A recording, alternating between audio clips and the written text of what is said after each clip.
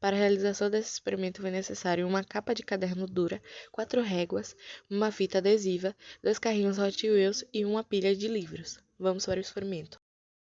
O princípio da conservação da quantidade de movimento linear diz que todo sistema sempre conserva constante a sua quantidade de movimento linear, esta podendo ser inicialmente nula ou não. Nesse experimento, o sistema considerado são os carrinhos, onde um deles ganha movimento ao descer por uma rampa. No trajeto horizontal, antes da colisão, temos que um dos carrinhos possui movimento e o outro não. O sistema dos dois carrinhos, como um todo, possui uma quantidade de movimento total que se mantém constante, que é a quantidade de movimento que o primeiro carrinho ganha ao descer a rampa. Essa quantidade, depois da colisão, foi distribuída entre os dois. É importante dizer que o estudo da conservação da quantidade de movimento linear nesse experimento só deve ser considerado quando o carrinho termina de descer a rampa, pois, durante a descida, o carrinho sofre ação de força externa, que neste caso é a força da gravidade. Logo, o carrinho que está em repouso deve estar um pouco afastado no final da rampa, a fim de deixar que o carrinho que desceu a rampa saia completamente desta e inicie um movimento retilíneo uniforme sobre a mesa. Neste tipo de experimento, podemos fazer as observações suficientes da conservação da quantidade de movimento linear.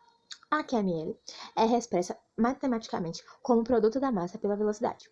Vejamos que um experimento onde a QML inicial presente em um único objeto se transfere totalmente ou quase para o outro.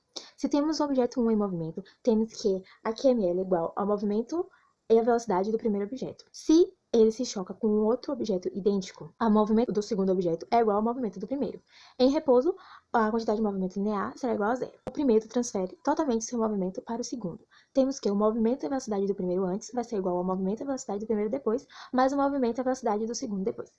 Assim, a velocidade do segundo depois é igual à velocidade do primeiro antes. Ou seja, se dois objetos que possuem a mesma massa colidem frontalmente, e se antes do choque somente um deles é que possui a quantidade de movimento linear, este pode transferi-la totalmente para o objeto que estava parado, adquirindo assim o objeto 2 toda a QML que possui o objeto 1.